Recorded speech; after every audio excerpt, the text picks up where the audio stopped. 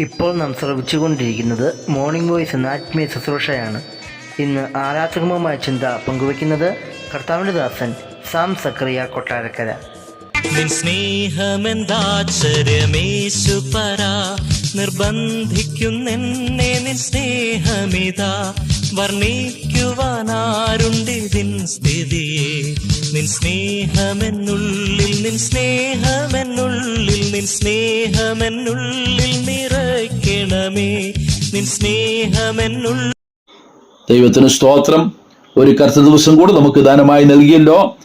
ലോകമെങ്ങും വളരെ പ്രയാസങ്ങളിലൂടെ അനേകർ കടന്നുപോയിക്കൊണ്ടിരിക്കുമ്പോൾ, യുദ്ധങ്ങളും ക്ഷാമവും ഭൂകമ്പങ്ങളും പ്രകൃതിക്ഷോഭങ്ങളും അനേകരെ അലട്ടിക്കൊണ്ടിരിക്കുമ്പോൾ, നമുക്ക് ദൈവം തന്നിരിക്കുന്ന സമാധാനത്തിനും സന്തോഷത്തിനുമായി സ്തോത്രം ചെയ്യുന്നു.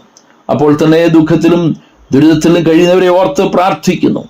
ഇന്നത്തെ ചിന്തയ്ക്കായി തിരഞ്ഞെടുത്തിരിക്കുന്ന വേദഭാഗം രൂത്തിന്റെ പുസ്തകം 1-ാം അധ്യായം 16-ാം വാക്യമാണ്. അതിന് രൂത്ത്, നിന്നെ വിട്ടുപിരിവാനും നിന്റെ കൂടെ വരാതെ മടങ്ങിപ്പോകുവാനും എന്നോട് പറയരുതേ.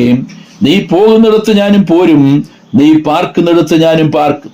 നിന്റെ ജനം എന്റെ ജനം, നിന്റെ ദൈവം എന്റെ ദൈവം. നീ മരിക്കുന്നിടത്ത് ഞാനും മരിച്ചടക്കപ്പെടും. മോവാബി സ്ത്രീയായ രൂത്തിന്റെ ഉറച്ച തീരുമാനമാണിത്. ഇസ്രയേലിനായ എലീമേലേക്കും കുടുംബവും ക്ഷാമനിമിത്തം മോവാബിലേക്ക് പോയെങ്കിലും അവർ പ്രതീക്ഷിക്കാത്ത ദുഃഖങ്ങളും ദുരിതങ്ങളുമാണ് അവർക്ക് മോവാബിൽ ഉണ്ടായത്. എലീമേലേക്കും 2 ആൺമക്കളും മോവാബിൽ വെച്ച് മരിച്ചുപോയി. ഭർത്താവും മക്കളും നഷ്ടപ്പെട്ട നവോമി മരുമക്കളെ മോവാബിൽ വിട്ട് ബേത്ലഹേമിലേക്ക് മടങ്ങിപ്പോകുവാൻ തീരുമാനിച്ചു. ഓർപ്പ അതിന് സമ്മതിച്ചെങ്കിലും രൂത്ത് ഒരിക്കലും അമ്മാവിയമ്മയായ നവോമിയെ വിട്ടുപിരിയുവാൻ മനസ്സില്ലായിരുന്നു. അവൾ പറയുന്ന വാക്കുകളാണ് നാം ശ്രദ്ധിച്ചത്. അതിൽ 2 വാക്കുകൾ വളരെ ചിന്തനീയമാണ്. നിന്റെ ദൈവം എന്റെ ദൈവം, നിന്റെ ജനം എന്റെ ജനം. 10-ാം തലമുറയ്ക്ക് പോലും ദൈവസന്നിധിയിൽ പ്രവേശനം നിഷേധിച്ചിരുന്ന മോവാബ്യ സ്ത്രീ ഒരു ഇസ്രയേലിനെ വിവാഹം കഴിച്ച് ഇസ്രയേലിന്റെ ഭവനത്തിലെ അംഗമായി തീർന്നതിനാൽ അവൾ പറഞ്ഞ വാക്കുകൾ വളരെ അർത്ഥമുള്ളതാണ്. അതുവരെ മോവാബ്യ വിഗ്രഹങ്ങളെയും ദേവീ ദേവന്മാരെയും സേവിച്ചിരുന്ന രൂത്തിന് വലിയ മാറ്റം സംഭവിച്ചിരിക്കുന്നു. അവൾ ജീവനുള്ള സത്യദൈവത്തെ രുചിച്ചറിയുവാനിടയായി. ആ ദൈവത്തെ അല്ലാതെ ഇനി വിട്ടുപോകുന്നതിലേക്ക് തിരികെ പോകുവാൻ സാധ്യമല്ല എന്ന ദൃഢനിശ്ചയമാണ് അവളുടെ വാക്കുകളിലുള്ളത്. നിന്റെ ദൈവം എന്റെ ദൈവം, നിന്റെ ജനം എന്റെ ജനം. അവളുടെ തീരുമാനത്തിൽ നിന്നും വ്യതിചലിപ്പിക്കുവാൻ ഒരു ശക്തിക്കും സാധ്യമായിരുന്നില്ല. അതിന്റെ അനന്തരഫലം ഏറ്റവും ശ്രേഷ്ഠമായിരുന്നു. ബോവസ് എന്ന വ്യക്തി അവളെ വീണ്ടെടുത്തു എന്ന് മാത്രമല്ല, ബോവസിന്റെ ഭാര്യ പദവിയിലേക്ക് അവളെ സ്വീകരിക്കുകയും ചെയ്തു. മാത്രമല്ല, യേശുക്രിസ്തുവിന്റെ വംശാവലി പട്ടികയിൽ ഇടം നേടിയ 4 സ്ത്രീകളിൽ ഒരാളായി രൂത്ത് മാറുകയും ചെയ്തു. പ്രിയരെ, മോവാബ്യ കുടുംബത്തിൽ നിന്ന് ഒരു സ്ത്രീ അനുഗ്രഹിക്കപ്പെടുവാനിടയായത് യാദൃച്ഛികമെന്ന് തോന്നിയാലും ദൈവത്തിന്റെ മുൻനിർണയത്തിൽ അവൾ ഉണ്ടായിരുന്നു എന്നതാണ് വാസ്തവം. അവൾ എടുത്ത തീരുമാനമാണ് അതിന് മുഖാന്തരമായത്.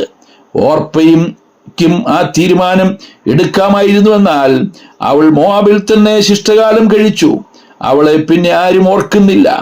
എന്നാൽ രൂത്തിന് ഇന്ന് എല്ലാവരും ഓർക്കത്തക്ക നിലയിൽ അവളുടെ ജീവിതം ആകെ മാറ്റപ്പെട്ടിരിക്കുന്നു. അവളുടെ ശാപം മാറി അനുഗ്രഹിക്കപ്പെട്ടവളായി.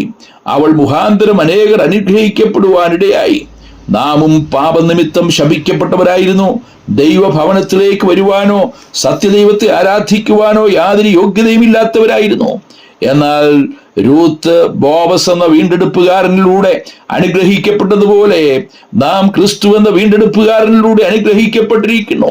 ബോവസ് രൂത്തിന് വേണ്ടി ജീവൻ നൽകിയില്ല, എന്നാൽ ക്രിസ്തു നമുക്ക് വേണ്ടി തന്റെ ജീവൻ തന്നെ നൽകി.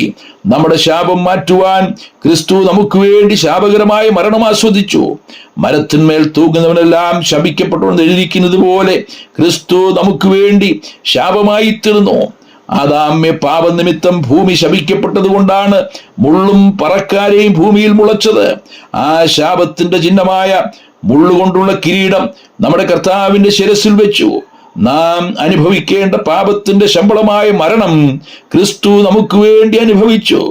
മുമ്പേ നാം ദൈവത്തിന്റെ ജനമല്ലാത്തവർ, ഇപ്പോഴോ ദൈവത്തിന്റെ ജനം.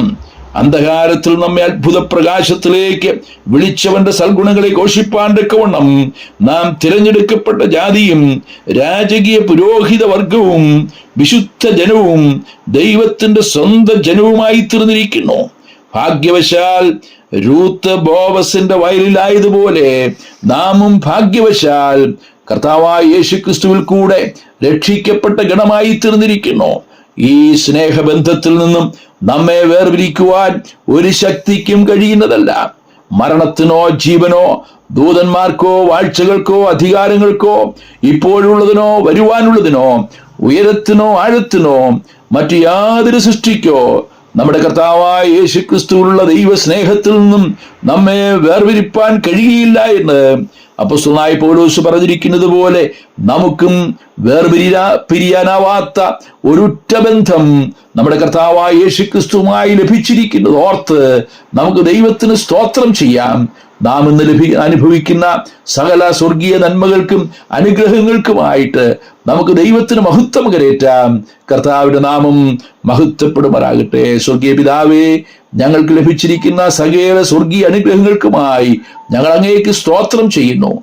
ഞങ്ങൾ ശപിക്കപ്പെട്ടവരായിരുന്നു, ദൈവത്തിന്റെ ജനമെന്ന് വിളിക്കപ്പെടുവാൻ യാതൊരു യോഗ്യതയുമില്ലാത്തവരായിരുന്നു. എന്നാൽ അന്ധകാരത്തിൽ ഞങ്ങളെ അത്ഭുത പ്രകാശത്തിലേക്ക് വിളിച്ചു വേർതിരിച്ചതുകൊണ്ട്, ദൈവത്തെ ആരാധിക്കുന്ന രാജകീയ പുരോഹിത വർഗമാക്കി തീർത്തതുകൊണ്ട്, ദൈവത്തിന്റെ സ്വന്തം ജനമാക്കി തീർത്തതുകൊണ്ട് ഞങ്ങൾ അങ്ങേക്കെല്ലാം മഹത്വം അർപ്പിക്കുന്നു. ഞങ്ങളുടെ ശാപം മാറ്റിയത് കൊണ്ട്, ഞങ്ങളെ അനുഗ്രഹിക്കപ്പെട്ടവരാക്കി തീർത്തത് കൊണ്ട്, കർത്താവായ യേശുക്രിസ്തുവിൽ കൂടെ ഞങ്ങൾക്ക് ലഭിച്ചിരിക്കുന്ന എല്ലാ അനുഗ്രഹങ്ങൾക്കായി ഞങ്ങൾ അങ്ങേക്കെല്ലാം മഹത്വം അർപ്പിക്കുന്നു. ക്രിസ്തുവേശുവിന്റെ ധന്യമായ നാമത്തിൽ തന്നെ. ആമേൻ.